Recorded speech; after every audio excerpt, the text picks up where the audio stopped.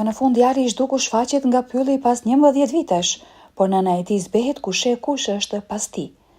Jenny Martin nuk e anashkalonte kur shëtitjen e saj vjetore në përpyet në skaj të Grinudës. Çdo vit ajo kthehej në vendin ku djali i saj Nathan ishte zhdukur saktësisht 11 vjet më parë. Kishte qenë një ditë vjeshte e freskët me gjethe portokalli dhe të kuqit të ndezura që kërcisnin nën çizmet e saj. Nathani, vetëm 7 vjeç, kishte veshur kostymin e tij të superheronjeve, plot jetë dhe energji ndërsa nxitonte përpara në shtek. Atë ditë ai ishte lutur asaj ta lejonte të vraponte vetë përpara, vetëm për një moment në përshtegun e njohur. Ajo kishte pranuar, duke menduar se nuk kishte dëm t'i jepte pak aventurë. Por kur arriti në lëndinën ku ai duhej të ishte, Nathani ishte zhdukur pa lënë gjurmë. Grupet e kërkimit kishin shqyrtuar pyllin për javë të tëra. Qenë, helikopterë dhe vullnetar kishin mbuluar çdo pëllëmb të pyllit, por asnjë shenjë e Nathanit nuk u gjet. Jeta e Jenit kishte mbetur e mbërthyer në atë moment që atëherë. Tani pylli qëndronte para saj, një monument i trishtimit të saj, degët e tij të errta zgjateshin si gishta skeletor. Megjithatë, për sa kohë që ajo mund të merrte frym, ajo do të vazhdonte këtë ritual, e shtyr nga një shpresë e palëkundur se djali i saj ishte diku atje. Ndërsa Jenny ecste në shtegun e njohur, kërcitja e gjetheve në këmbët e saj dukej jashtëzakonisht e fortë. Pylli ishte çuditërisht i heshtur, duke i munguar zogjt e zakonshëm dhe fshfëritja e erës. Ajo shtrëngoi pallton e saj, një të ftohtë po i përshkonte trupin pavarësisht ajrit të butë. Ishte sikur pylli po mbante frymën, dhe me çdo hap, ndjesia se nuk ishte vetëm u bë më e fortë. Sa më thellë hynte Jenny në pyll, aq më e fortë bëhej ndjenja se po vëzhgohej. Ajo arriti në lëndinën ku Nathani ishte zhdukur dhe u gjenjëzua duke vendosur një makinë lodësh të vogël, një kopje të së preferuarës së tij në tokë. Ajo kishte lënë këto lodra për vite me radhë, një shenjë dashurisë së saj të pushuar me shumë prej tyre tani të varrosura pjesërisht në ngjethe ose myshk. Gëzuar ditëlindjen Nathan, pëshpëriti ajo, zëri i saj dridhej ndërsa shikonte të pemët e dendura. Nuk do të ndalem kurrë të kërkuari. Fjalët e Jenit u dukën se qëndronin në ajër pa përgjigje, ndërsa u ngrit. Ajo vuri re një lëvizje të shpejtë në skaj të lëndinës, si një hije që rëshqiste në përpem. Zemre i kërceu. Ajo mbylli syt, duke përpjekur të shikte një figurë, por ndjehej sikur pylli po i bënte hile. Përshëndetje, thiri ajo, zëri i saj duke u thyer pak. A është dikush atje? Një fshfëritje e butë erdhi nga shkuret. Ajo bëri një hap përpara, sytë e saj shpejt skanuan pyllin. Pa pritmas u shfaq një figurë, një iri i gjatë, i dobët me rroba të coptuara që i vareshin lirshëm në trupin e tij të hollë. Ai qëndroi pa lëvizur pikërisht në skajin e lëndinës, sikur të kishte pritur që ajo ta vinte re. Kush je ti? Pyeti Jenny, zëri i saj ishte i mbushur me një përzierje frike dhe diçka tjetër. Ndoshta pak shpresë, i riu mbeti i heshtur. Ajo shihte atë me një vështrim aq intensiv se i dha një dridhje në shpinë, ndërsa bëri një hap përpara, fytyra e tij zuri dritën dhe ajo e pa. Ata sy të gjelbërt. Ajo vi nofulle. Tiparet ishin padyshim të njohura. Nathan, pëshpëriti ajo, zëri i saj mezi i ndëgjueshëm. Gjunjët i ndiheshin të dopta kur kuptoi se i riu para saj dukej saktësisht si djali i saj i humbur, megjithse më i vjetër, më i hollë dhe më i mbuluar me shenja që shënonin fytyrën e tij dikur engjëllore. Këmbët e Jenit u dridhen, ndërsa ajo ju afrua. Nathan, a je vërtet ti? Pyeti ajo, zëri i saj plot shpresë, por i mbret me kujdes. Djali nuk u përgjigj më njëherë. Ai dukej se po e studionte atë sikur po përpiqej të kujtohej nëse ajo ishte dikush që ai e njihte. Pastaj ai anoi kokën pak dhe tha me një zë të ashpër të thyer: "U humba." Thjeshtësia e fjalëve të tij e kapi Jenny në befasi dhe për një moment të gjitha vitet e dhimbjes dhe kërkimit i erdhën në mendje. Ajo bëri një hap tjetër drejt tij, dora e saj e shtrirë, por kishte diçka shqetësuese në sjelljen e tij. Sytë e tij megjithse të njohur dukeshin bosh sikur një pjesë e tij të ishte zhdukur. "Ku ke qenë?" pyeti ajo. Lotët i mblidheshin në sy. "Ne të kemi kërkuar, Nathan." "Nuk ndalova kurrë së kërkuari." Por Nathani nuk u përgjigj. Sytë e tij kaluan përtej saj sikur diçka tjetër përtej saj ishte më e rëndësishme. Jenny u kthye për të parë se çfarë po shikonte, duke i ngecur fryma kur pa se nuk ishin vetëm. Nga pylli i dendur pas Nathanit, u shfaq një burr i gjatë dhe i holl, si djali i veshur me rroba të bëra cop-cop. Flokët i kishte të çrregullta dhe sytë e tij kishin një vështrim të egër të trazuar. Ai lëvizte ngadalë dhe me qëllim derisa u ndal vetëm disa hapa pas Nathanit. Jenny njeu fytyrën e saj të zbejë dhe gjaku t'i ngrinte. Ajo e njohu burrin menjëherë. Ishte Jack, burri i saj, i ndarë dhe babai i Nathanit. Ai ishte zhdukur pak pasi Nathani u zhduk dhe shumë njerëz në qytet dyshonin se zhdukja e tij e papritur tregonte se ai ishte fajtor për diçka. Megjithatë, këtu ishte ai. Dukej sikur vitet e kaluara i kishin lodhur atë po aq sa kishin lodhur Nathanin. Mendja e Jennyt rrotullohej ndërsa shikonte Jackun, i cili tani dukej si një burr i plakur me dekada në vetëm 11 vjet. Rrobat e tij ishin të pista dhe të dërmuara. Lëkura e tij e zbejt dhe konsumuar dhe sytë e tij dikur të njohur tani mbanin një errësirë të re, sikur të kishin parë diçka të tmerrshme.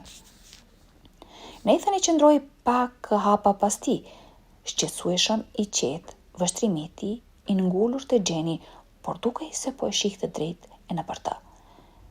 Jack, çfarë të ka ndodhur? Zëri i Jennyt u drodh ndërsa ju përpoq të kuptonte skenën e çuditshme. Çfarë ndodhi Nathanit? Ku keni qenë? Jack u hodhi një vështrim tek Nathan para se të shikonte përsëri Jennyn.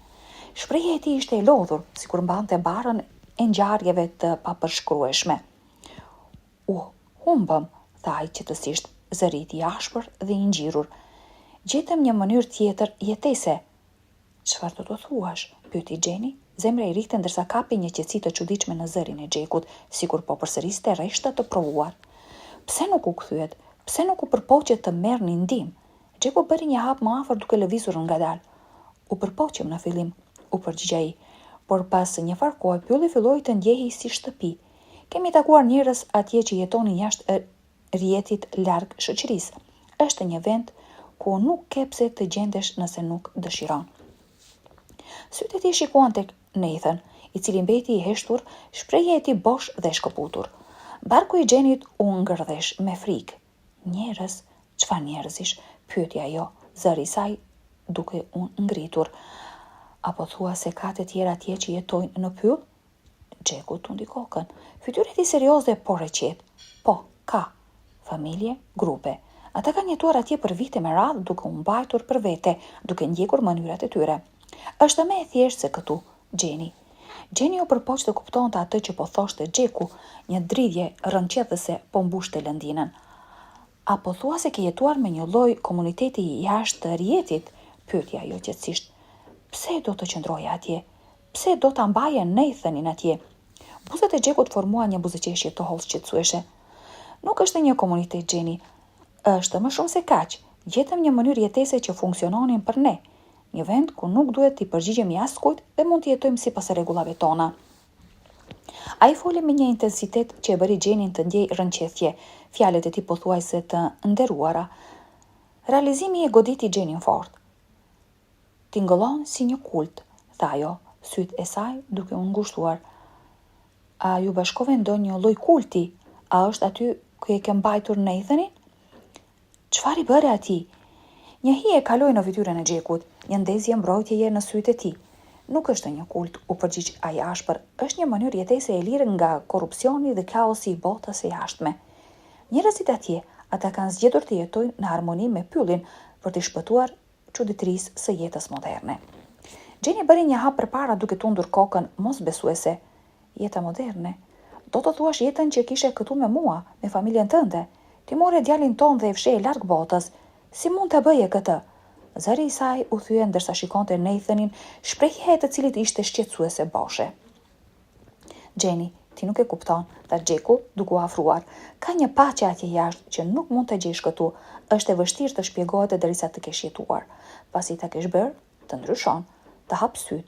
Gryka e Jennyt u shtrëngua me një përzierje zemrimi e frige. Çfarë do të thotë që të ndryshon? Çfarë të ndodhi atje jashtë? Pyeti ajo, sytë e saj duke u lëkundur mes Jackut dhe Nathanit. Çfarë ju bën ata njerëz? Jacku qëndroi i qetë edhe pse paniku i Jennyt u rrit. Ata nuk na bën asgjë, Jenny tha qetësisht.